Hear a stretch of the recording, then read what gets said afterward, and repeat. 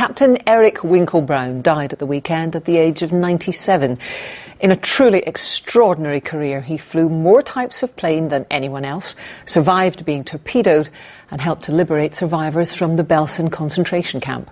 Eric Brown was born in Leith in 1919, and his passion for flying began when he sat in a plane with his father as a child. He went on to hold the world record for testing planes, flying 487 different types, often in dangerous conditions. For example, an German airplane would crash in the United Kingdom. If it wasn't too badly damaged, we'd put it together and I would fly it. Be able to tell the boys in our fighter squadrons what to expect when they come up against it. Eric Brown survived 11 plane crashes and a torpedoed ship. He was known as Winkle because he was short, but what he may have lacked in stature, he made up for in skill, knowledge and bravery.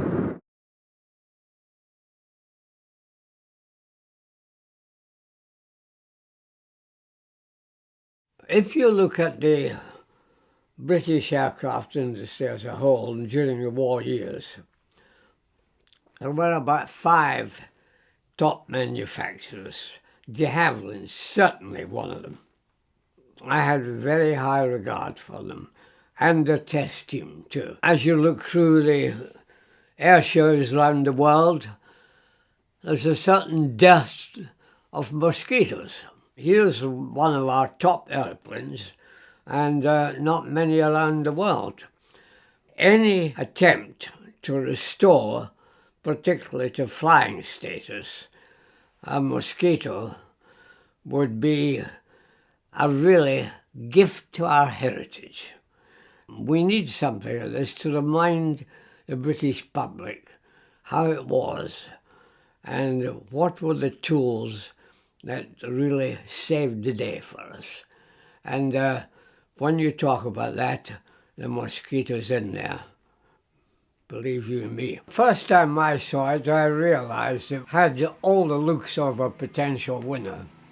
For its time, it was incredibly beautifully streamlined.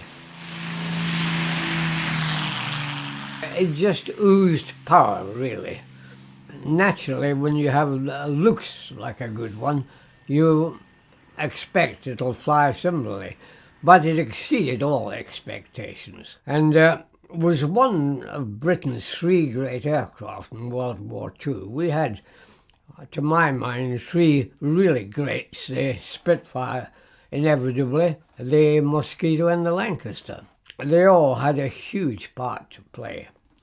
Maybe the Mosquito more than most, because it was very versatile. Fighter, night fighter, bomber, did the lot. When it was flown as a Pathfinder aircraft, it really showed its worth. I was a test pilot at Boscombe Down. This was December 1943. And early January, I had a call from the Admiralty saying, did I think I could land a Mosquito on an aircraft carrier? Now, why did they ask me? Because I'd done a huge number of deck landing trials on all sorts of aircraft. And I'd never actually at that time flown a Mosquito. And in fact, I'd rarely seen one except in the air. But with all the brash bravado of youth, I said, oh yes, we'll have a go at that. And so before I could move any further, I was whistled off to Farnborough in mid-January 1944, and the Mosquito arrived shortly after me, and we set about it. We were told to be ready to take it on by the landing, that's to say, by March or mid-March 1944. So we had quite a tight time to get sorted out. I had a boffin assigned to me to help with any problems that were involved. He was a graduate of Glasgow University, so being 2 Scots, we hit it off quite well. And we realised we had quite a lot of problems. The problems were these. Firstly, there was speed, landing speed. Now the pilot's notes quote the approach speed for the Mosquito. This was a Mosquito 6, but the same for all Mosquitoes really, as 125 miles an hour. I was told that because of the limitations of the performance of the arrestor gear, the maximum speed I must arrive at into the arrestor gear was 83 miles an hour. So I had to get rid of 40-odd miles an hour. And there was only one way of doing that, of course. And they realised they would have to provide more powerful engines. That's the first thing. The second thing was we had 4-bladed propellers instead of 3.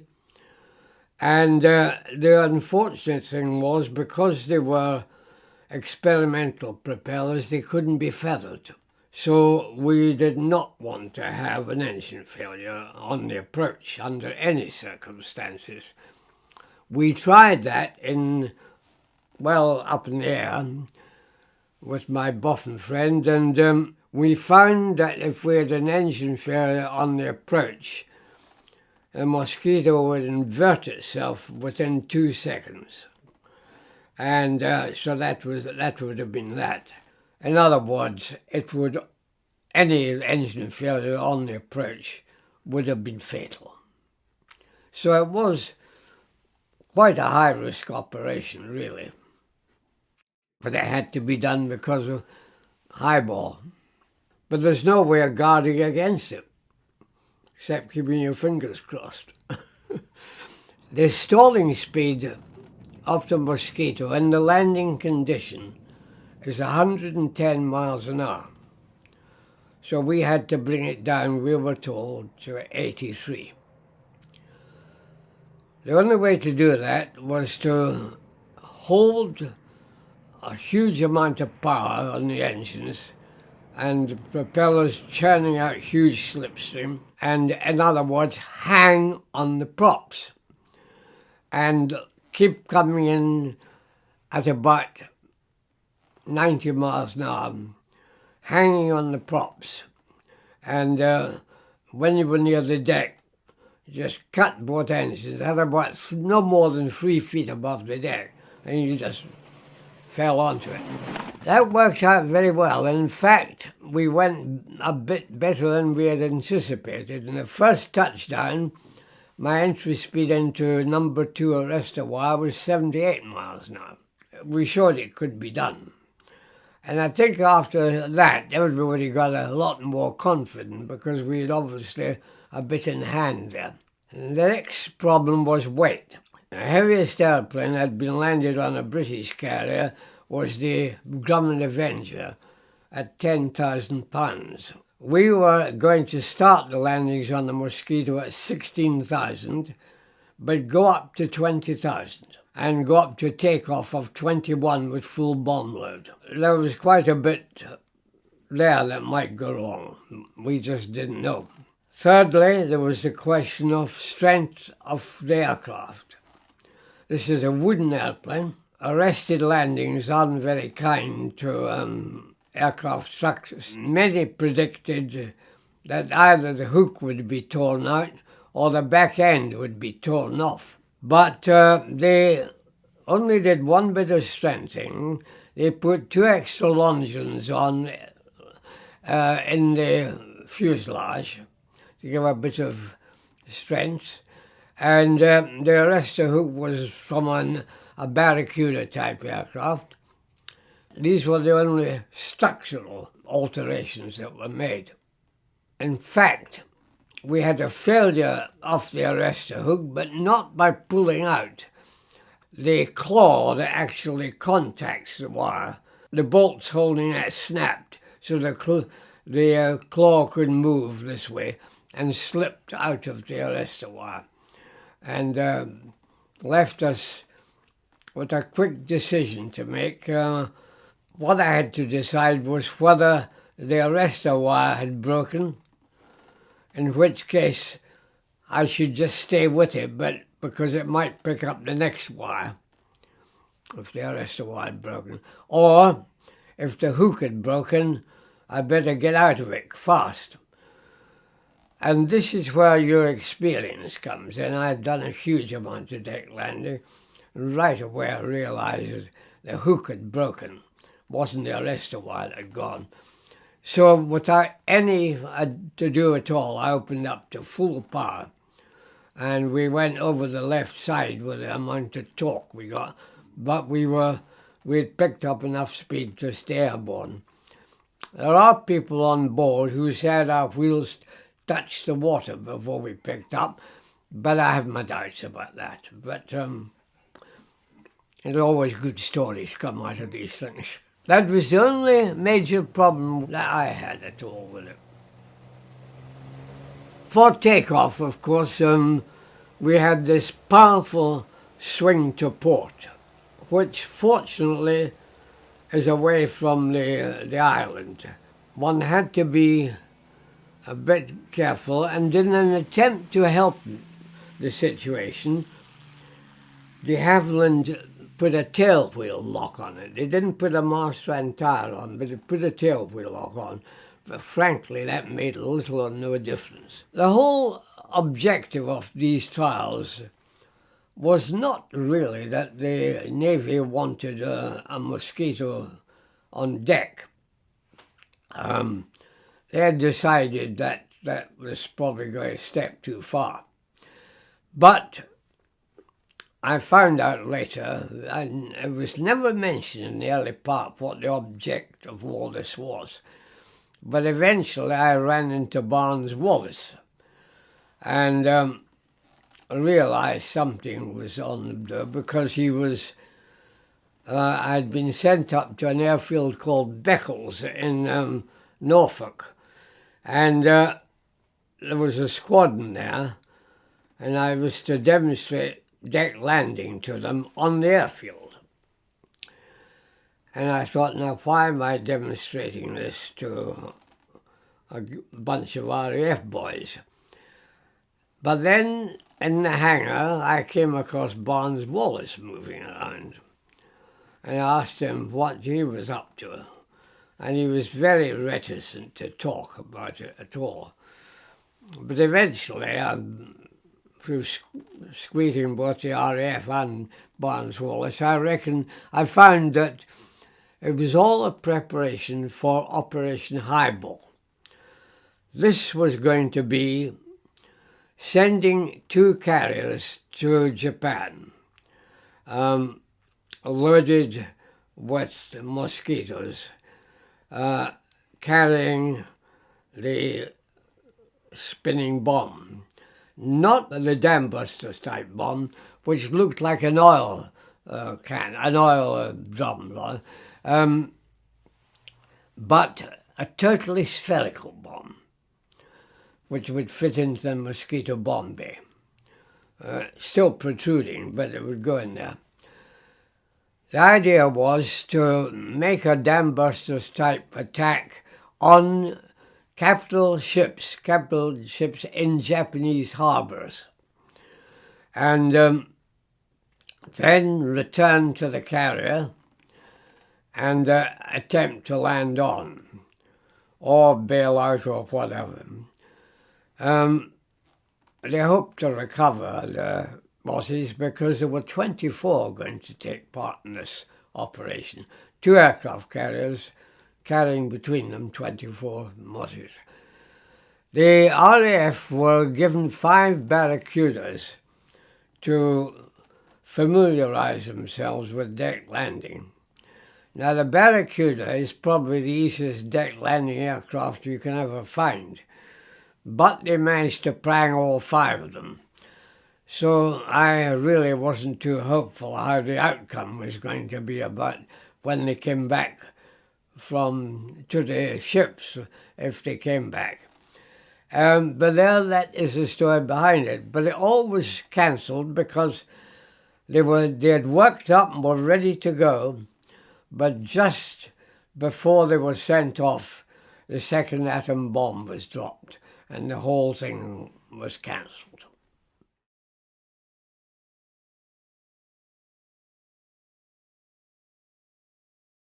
De Havilland were developing a jet fighter, the Vampire, and there was a strong desire to operate jet aircraft from carriers.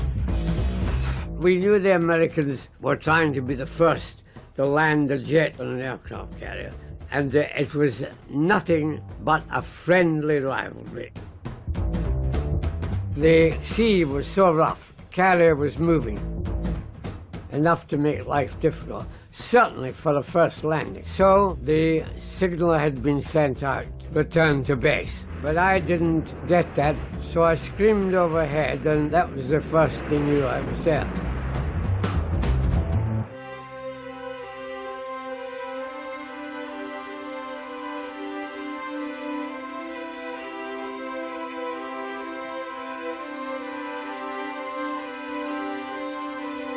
Another page of history was written on December the 3rd, 1945, when LZ-551 landed on and took off from HMS Ocean, the first jet aircraft ever to operate from a ship at sea.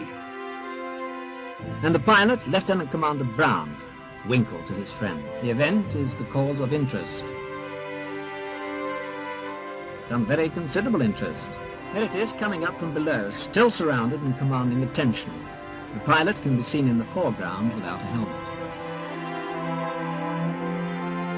Where does the urge come from? Feelings believing. The Gophers Gallery, as we call it, was filled with brass, top brass, and they all flooded down onto the flight deck. The sailors who operate the arrestor gear, etc., they all came round, and the one thing they wanted to do was warm their hands from the jet engine. Running up at full power before taking off. The spectators a little more distant, behind something, somewhere. There was no trouble with a free takeoff. A new era had started and the aircraft had come to stay.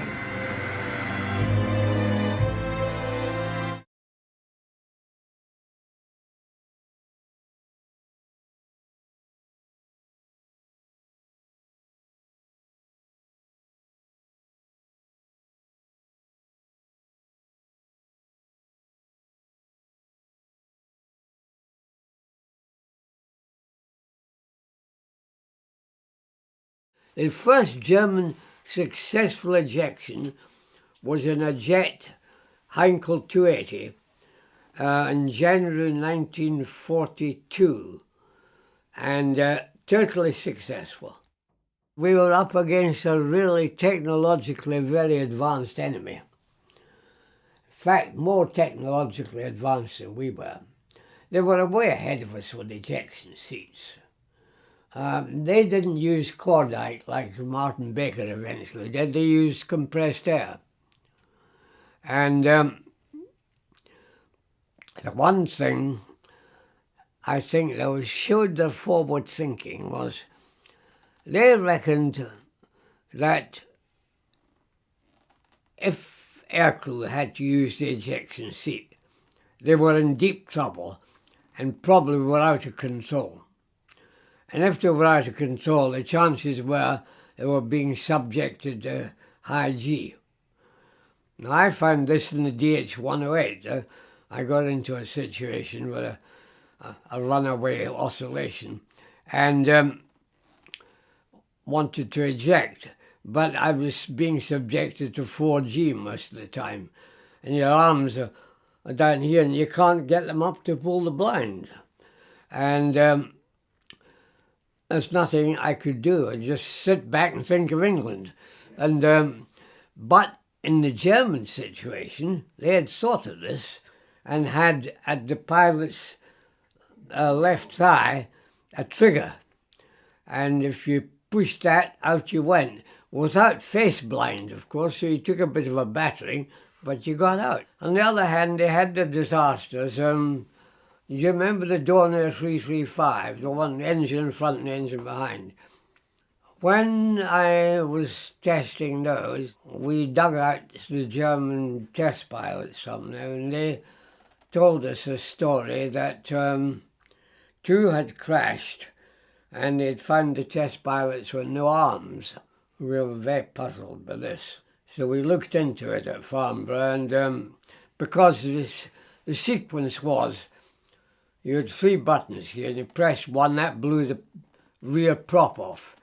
Pressed 2, that blew the fin and rudder off. So the mincing machines had gone. 3, you armed it.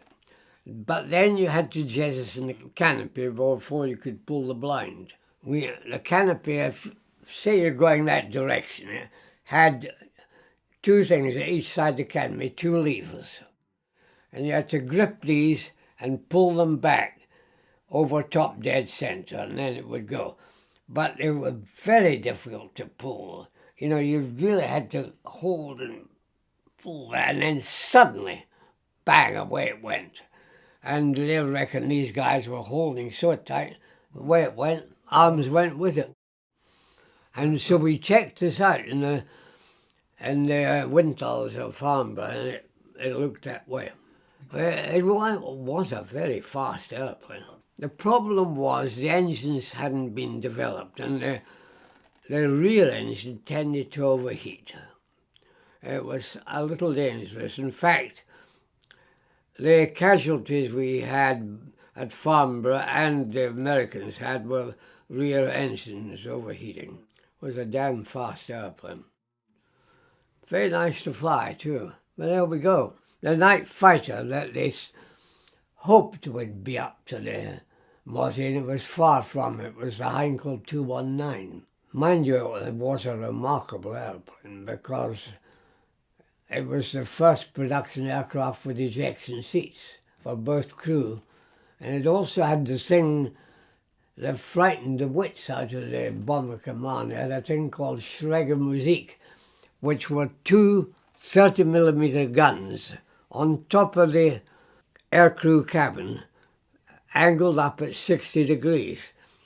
And you just flew under the thing and let blast. On the first sortie a Heinkel 219 ever made, it killed 6 Lanks in 1 sortie. That's the sort of airplane it was. It also, in its operational career, had 12 ejections of both crew, pilot and radar, all totally successful. It didn't have the speed to match, even remotely match the Mozzie. What do you remember of the captured German aircraft exhibition in 1945? Oh, a lot, because I was very involved. We had brought all the aircraft back. I was one of the pilots who was mainly involved. There were only 2 really involved in bringing back the jets to Farnborough. And then we had the exhibition, and we were each assigned, when I say each, we only had 4 pilots in Aeroflight at that time, an aircraft to demonstrate during that week.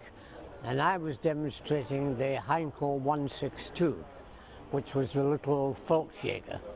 And I think it was the Thursday or the Friday, I'm not sure which, the chap who was demonstrating the ME 262 suddenly had a sore throat and couldn't fly. So I was asked to take on the 262 and handed over the 162 to somebody who had flown it, but not a lot. He had been a prisoner of war. Now, I really don't know what he was doing at Farnborough, because he certainly wasn't what I call up to date with what went on. But I briefed him to the best of my ability, but unfortunately on the day, he got carried away a bit, I think, with the occasion, and decided to do what I'd advised him not to do, and we had a fatal accident. So that rather marred the last part of the exhibition, but otherwise it was a great success. So there was a flying display. Were you doing aerobatics? That's correct, yes. And the Heinkel 162 wasn't a great aerobatic airplane because the jet engine, the BMW 003 jet engine, would only stand 3 seconds of inverted flight. So you had to get round pretty quick, but it had a marvellous rate of roll, so that was no worry, really. Oh, okay.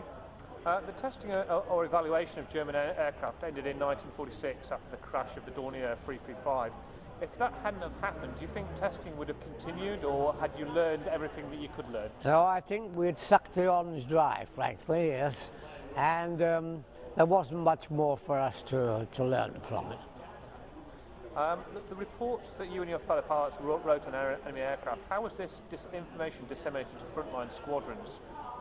Through reports, or did it involve touring airfields with captured aircraft to show? Before the war, we had some captured aircraft, of course, which had crash landed in this country or inadvertently flown into one of our airfields by mistake. And when we evaluated these, we went round the squadrons and which were involved in combat with them, and told them what we thought were the weaknesses of these aircraft, the Achilles heels. And so all that happened before the end of the war. After the war, they were just really museum pieces. And to my knowledge, we didn't go around disseminating any information. The reports were available to them, but there was no specific requirement to brief them on them. Was there any German aircraft you evaluated during the war where you thought, this is so much more advanced, we should just put it into production ourselves in the UK? Oh yes, the one which staggered us, frankly, with its quantum jump in performance was the twin jet Messerschmitt 262. When I tested it here at Farnborough, it was 125 miles an hour faster than any Allied fighter. Now this puts it in a league by its own. It is virtually untouchable. And that rattled us, frankly, to find that. And it's just as well that they were unable to produce them fast enough to really make a nuisance of themselves. And anyway, at this stage in the war, which is very late, the Germans were running out of pilots and running out of fuel. But the thought of them perhaps having pilots and fuel and a lot of these jets was a bit sobering. What's your opinion on the German sort of flying wing designs, the Horten 9? Would you think they would have made a good... Oh yes, I believe the Horten brothers, who were specialists in tailless aircraft, really, or all wing aircraft.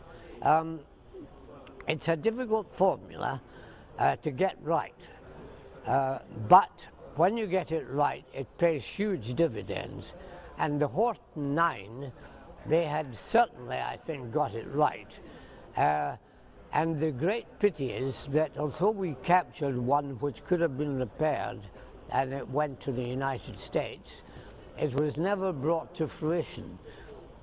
We know it has flown. It flew about 4 times, but not with what I call an experienced test pilot, which is a great pity.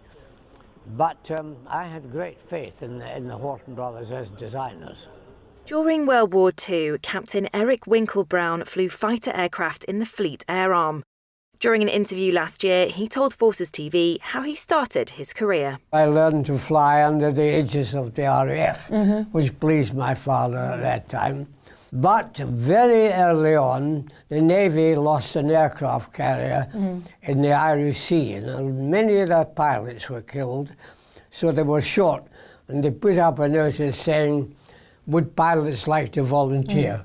That's how I got into the Fleet Air. The record-breaking Royal Navy pilot made a huge contribution to the advance of naval aviation, making the first carrier deck landing of a jet aircraft. He went on to make 2,407 of these complicated landings at sea. During an interview with Forces TV, he described them. It's a bit like playing Russian roulette. There are so many variables involved. There's wind speed, whether the sea's rough, the carriers are moving. all sorts of things like that. And you can't ask the carrier for help because he'll give away the position of the ship. He was appointed MBE, OBE and CBE. Good fact. Well, where do you start with Eric? Where do you start? 487 different types. That isn't including variants. There are 14 Spitfires in there and 6 Seafires. You start to add it up and it becomes a big number. And I now know the figures because I found in his own handwriting at his house last week. 2,721 launches. That isn't necessarily catapult, but it's free takeoffs as well. And the 2,407 traps. The first twin, the first tricycle, the first jet on a carrier. You can go on. 23 major accidents I found, 15 near death. That's 4 more than Neil Armstrong, including the moon. And he had Churchill come to his bedside twice. Did you know it was twice? I thought it was once, but it's twice. So, this is the sort of character we're talking about. Berlin Olympics, of course, 1936, where else would you have gone if you were speaking German? Nuremberg Rally, arrested by the SS, it's a pretty good one. Survived a U-boat sinking, ditched inverted, that's quite clever. Saw the first British jet fly, by mistake, I'll come back to that. Flying German jets and rocket planes, interrogating Goering, arresting Himmler, debriefing the German designers into helicopters, transonic flight experiments. I don't know where to stop. The big thing is that in that period, 1936 until the 21st of February, Eric Melrose Brown, Winkles he was known, he was a witness to just about everything that happened. Quite remarkable. That's Winkle Esmond there, 5'7", happens to be Eric Melrose Brown, same height. Now, did Eric choose Winkle? Did the Navy choose Winkle? There's a lot of debate about that. Esmond, of course, from a Tipperary family, although born in Yorkshire, with the Victoria Cross and a DSO for the operations against Bismarck, the DSO, and the Victoria Cross for the Channel Dash. But first flight in a bookmaster with a leading German exponent of aviation, somebody that his father introduced him to, and there are various pieces. We've got to piece together a bit more about this early flying in 1936 and why and what happened. But the key to it is, and it's in Wings on My Sleeve, which is a beautifully written piece about learning just how good some of these German pilots were, which I think gave Eric a huge respect for the German aeronautical industry, not just for the pilots, but of course also for the designers as well. And if you look at that early Germany piece, it really did shape his life, because that helped him later in the war. The fact that he spoke German, the fact that he'd been to Germany, the fact that he understood the mindset, I think allowed him to go and snaffle German jets, particularly from underneath the eyes of the Americans, which of course is very important. My apologies to any American who happens to be here. Yes, he did see the great man run. He was there to see that with his father in 1936. But he also snuck into that as well, which is reasonably good, I would have thought. Can you imagine being a young man and being in this place and seeing all of this, speaking the language? By the way, Hitler's grammar and diction was appalling, very typical, quote, of an Austrian peasant, unquote, which is exactly what he was. Another one, at Lake Constance, just on Lindau, just on that border area of Austria and goes down to Liechtenstein. That isn't actually his car, but it's one very close to it. And if those of you who take that wonderful magazine Octane will have read about the car. Goons like these came to arrest him. If only they had known who they were arresting. They were actually arresting Flying Officer Eric Melrose Brown, Royal Air Force Volunteer Reserve, but they didn't know that at the time. And they took him to the border and threw him out of the country with the car. And there's a great story about the car, with having an SS sergeant driving the car who was too big for the car. But the reason they didn't want the car, because it was British and substandard, and it would not fit in the Third Reich, so they didn't want it. So he got his car back, and we got one of the most incredible aviators of the Second World War, certainly in terms of test flying. Go back a bit from that little thing, but this isn't the first aircraft he flew. The first aircraft he went solo in was a GA-BAM, which actually crashed at Borough Green, which is just outside Sevenoaks, about 3 weeks after he went solo in it. I didn't know until I found a logbook of his early flying. So he got time off to go and get a civilian qualification. This is 38, remember, this is Munich, this is all of that time. And the only place that had spaces, he was in Edinburgh, remember, was down in Westmoreling. Ironically, 7 miles from the house which he lived in for more than 40 years. I find that really quite remarkable. And DH-60G is what he first went solo in. I do know how many hours before he went solo, but I'm not telling you because it will be in the biography. So University of Edinburgh, I think he read modern languages majoring in German. There's the sort of odd bits on the web about what he read, but I think it was modern languages at University of Edinburgh. There he is, looking particularly rosy in what must be a coloured photograph, I would have thought, in that rather strange uniform there. When he came back from Germany in 1939, he said, here I am, I can fly. I've been flying in this baby here, and the Air Force said, frightfully sorry, old chap, can't take you just at the minute. There's a 3-month waiting list. However, the Royal Navy are very keen. Went down the road to the Navy recruiting who said, come this way. And then they said, yeah, but I know you can fly, but you haven't flown with us. So let's start all over again, which he had to. No, he didn't. He wasn't the first man to fly the jet. He did fly the aircraft afterwards. But what I think is just so serendipitous about the whole of his life is that he is taking a martlet down south, lands at Cranwell because of the weather, spends the night, the next morning gets up early, and somebody says to him, you wouldn't mind just doing a Met check, would you? Every 3,000 feet or so going up. And then when you come back, report to the tower, give us the Met, and then make yourself scarce. And so he did all this, and the controller said, yeah, make yourself scarce, just stand in the back, don't say anything, and it'll be fine. What did they do? They rolled out the first jet. This must have been, and as he says in his in Wings on My Sleeve, it really was quite remarkable to see an aeroplane without a propeller. Of course, everyone knew about jet engines at the time, but they didn't know that we were this far in advance. They didn't know anyone was this far in advance to have an aeroplane which flew. And I just wonder if that gave him that little piece of impetus that said, do you know, test flying, perhaps this is what I want to do. Perhaps I could do this. And certainly the Royal Navy thought that. But before that, the world's smallest aircraft carrier, HMS Audacity. So if you're going to actually, this isn't really an act of war, I have to say. But at the time, we were very short of carriers, so a very, very, very light escort carrier. Had been a grain ship, had really, somebody just bolted some plates on the top. And of course, this was a stopgap measure to defend the convoys in the Battle of the Atlantic, the absolute lifeline of Britain, and therefore it was a target. And these are brilliant pictures that Michael Turner created. First of all, the show Eric having a bit of fun with a Condor.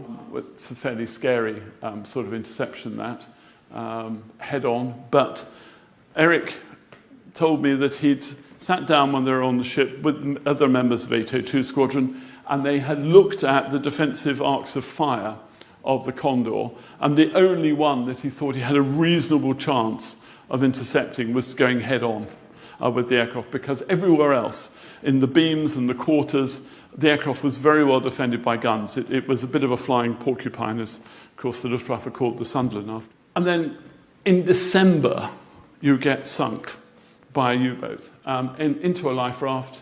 The great thing that Eric said was so important about being in the aircrew was you had a proper life raft, had a Mae West, which kept you, if I can do the impression, Eric's stomach wasn't quite the size of mine. You were like that. So if you fell asleep, your head was out of the water. If you were wearing a standard Navy piece of cork around you, you went like that. He believes it accounts for the fact that he survived and so many people didn't. that and the water. And there are lots of interesting stories about when they got back to Liverpool, because one of the things that Eric managed to do was grab his service dress before the ship sank. So when they came off the ship, everyone else was in survivor's gear, which made them look a bit like, the same as the U-boat, because the U-boat was sunk 2 days later. They were also on the ship, and they came up in survivor's gear. They were all booed, including members of the Royal Navy. And Eric was still in uniform, and everyone cheered Eric. I think that's a great story. That's, again, a bit of serendipitous luck, isn't it? This is a really, really interesting story. This is really how you upset fighter command if you really want to try hard. And Brian Service, who's sitting in the front here, is one of the people responsible for Michael Turner for creating this. This is Spitfire 5 stroke Mark 1 Seafire, and operating out of Drem. It was a secret aircraft. Nobody knew that we had navalised, would-be hooked Spitfires. Nobody knew that we were going to have Spitfires on carriers, in effect. And Eric went up and he told me that he sort of saw the bridge, and he was in an aeroplane, and it was a bridge, and it has spans. And what do you do? Well, of course, yes. You do what George Pickering did on the Winchester bypass, for example, and was followed by dozens of Polish pilots afterwards. And you're probably aware that Eric flew Sea Gladiators during the Battle of Britain, along with 2 other acting sub-lieutenants in defence of Filton. But because they were not in a formed unit, as declared to the Air Ministry, there's no Battle of Britain clasp. On to German jets and other aeroplanes. This is Eric's personal transport aircraft, the Condor. The various views of German airplanes are fabulous. Eric has written little notes in a ledger. He has outstanding airplanes, very good airplanes, moderate airplanes, and complete shockers. And the complete shockers are a lot of these. He quite liked the 262, thought that was really quite a smart aeroplane. Some of the other aircraft are a bit sort of functional. There's a great story about the Blumen Voss flying boat and about the attempt of one of the pilots to try and kill him in the aircraft in Norway when he was sent to go and see it. I just think it was just amazing. And he survived flying the Comet. They took it back to Farnborough, towed behind a Mark 14 Spitfire. It was Eric in 163, of course. The one that I think is really, really cool is this. This is Eric on top of the Arado bomber, the 234 version B-4, which he has written on the side in this ledger. The pilot was conveniently seated very close to the point of the accident, i.e. the pilot was just there. I'm not sure that he thought this was a brilliant aeroplane, but he got to fly it. He got to fly this and some 100 other types and variants. The Focke-Wulf 190, for example, he said was a really good aircraft. At altitude, difficult to manoeuvre compared to the latest models of Spitfire. And the stall was shocking. One of his favourite words, shocking. A lot of shockings come out in his logbooks. And we had great debates about how many marks of Spitfire had he actually flown. And we worked out in the end, it was 14 marks that he tested and flown. This is young Squadron Martindale, who, of course, has the interesting distinction of having flown a Spitfire faster than anybody else by accident from about 40,000 feet in a dive where the propeller came off, followed by most of the engine. These are the leading exponents of test flying before we actually had organised test pilots, schools and the like. The Empire Test Pilot School came so much later. Eric was an honorary member of that because he was already flying test aircraft. He was already a test pilot before anyone thought that you actually perhaps ought to put people through a Boscombe Down course in some sort. What's interesting is that Phil O'Dell, who now flies Spitfires and is chief test pilot of Rolls-Royce, tells me that when he went through the course, they were still using some basic notes that Eric had written about how you assess an aeroplane before you get into it to fly, about how you go about testing an aeroplane, that Eric had sat down and thought about and produced. Now that's the mind of the person. This is the thing I think that really shocked him. Eric was deeply impressed by Germany, very, very conscious of the Germans, of their aeronautical capabilities, of the strength of character of their pilots. He really, really liked what he found in Germany. But this is the thing that really got him, was how could these people who were so, he really adored being in Germany, how could they do this? This guy, who was the camp commandant, knew he was going to be hung. And he wasn't as ardent a Nazi as the female commandant was, who just didn't care. And it's interesting that the females that Eric interrogated, he said, were by far the worst. But what he quite liked was talking to these people. He particularly liked talking to Hermann Goering. He said it was really very interesting. Eric was the first and probably the only pilot to interrogate him.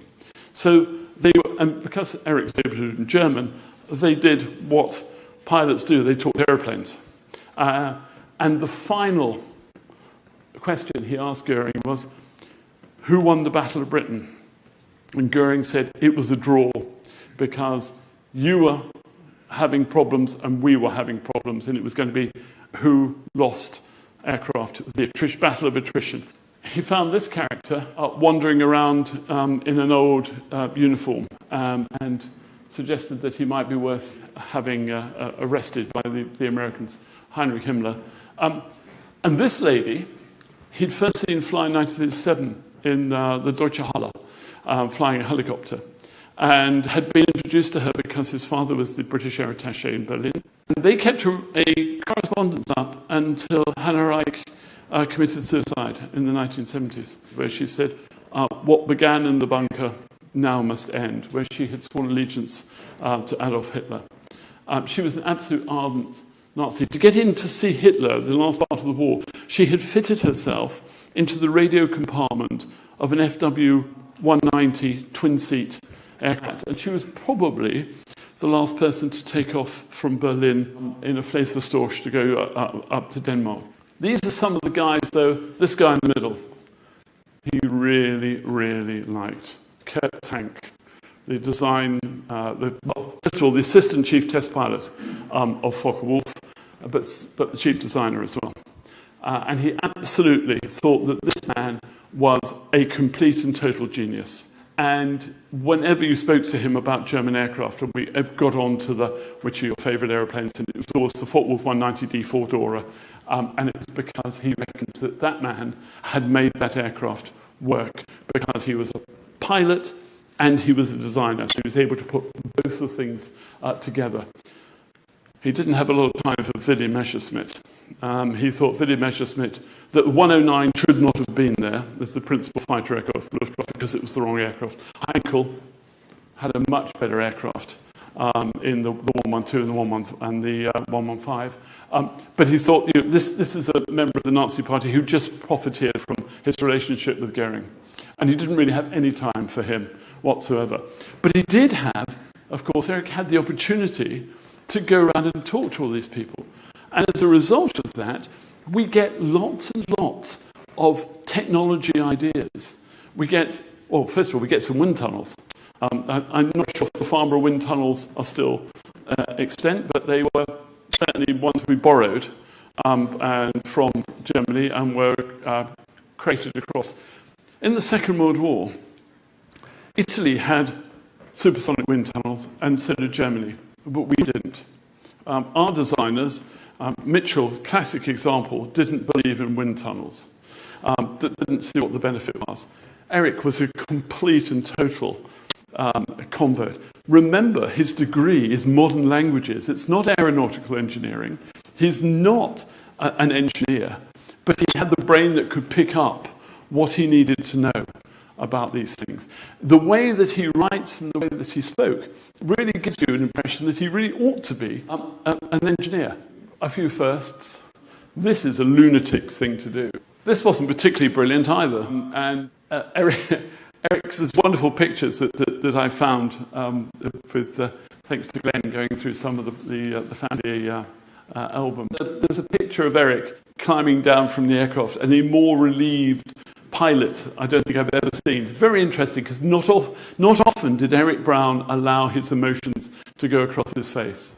But this is completely bonkers. The landing speed is below the stall speed.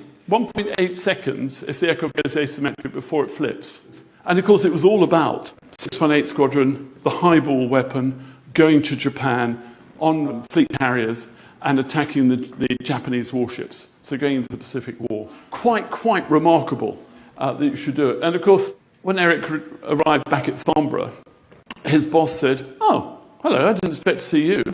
And he went, "Well, you know, I was coming back, so I didn't expect to see you alive." He became such an expert that he went to America, reckoned that Admiral Campbell, who did the angle flight deck and of course did the ski jump for the Invincible class, was one of the greatest unsung heroes of British naval aviation. And what about helicopters?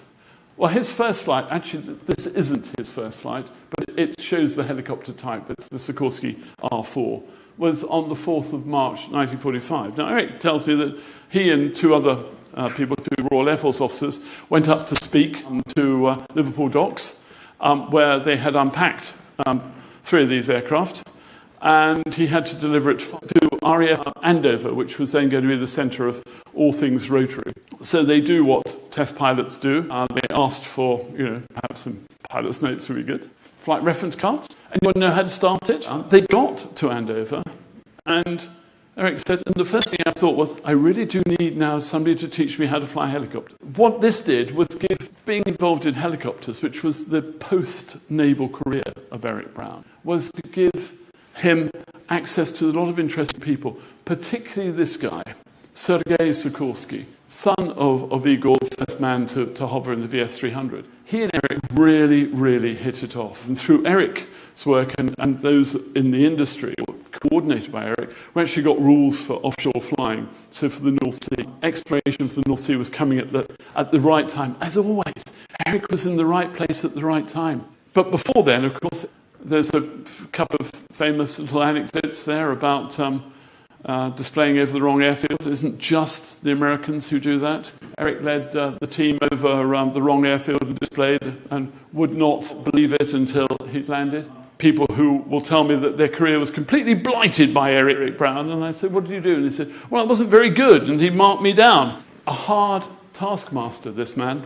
I don't think I would like to as a squadron boss.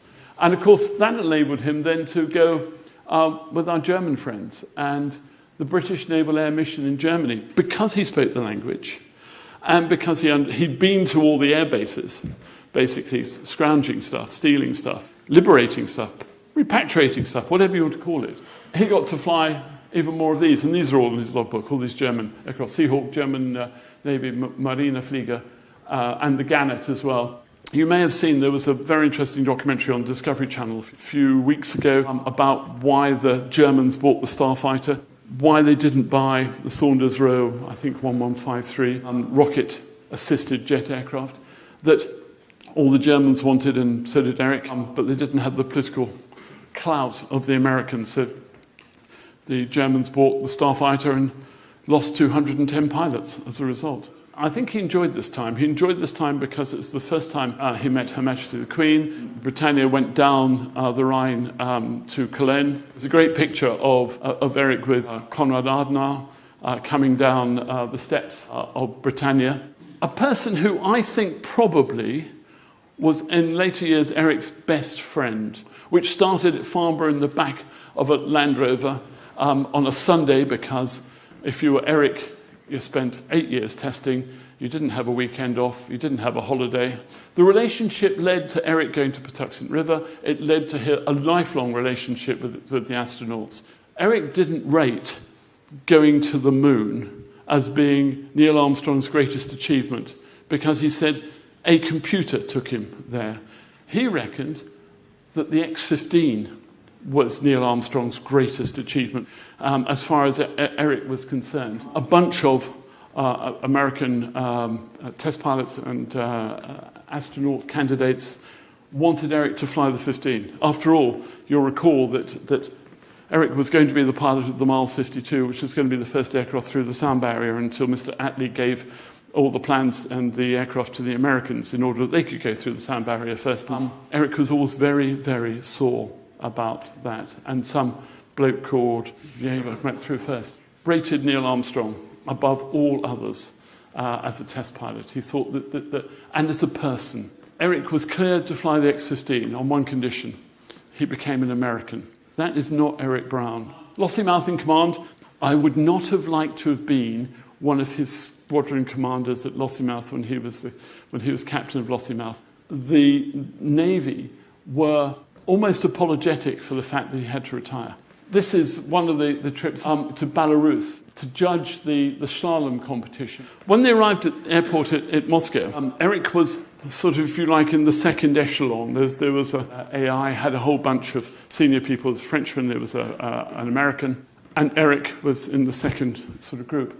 And a big Zlin rolled up for Eric. And he said, no, you don't understand, I'm just the Brit rep. There's, the boss is here, the Frenchman and the American. He said, no, we know your war record.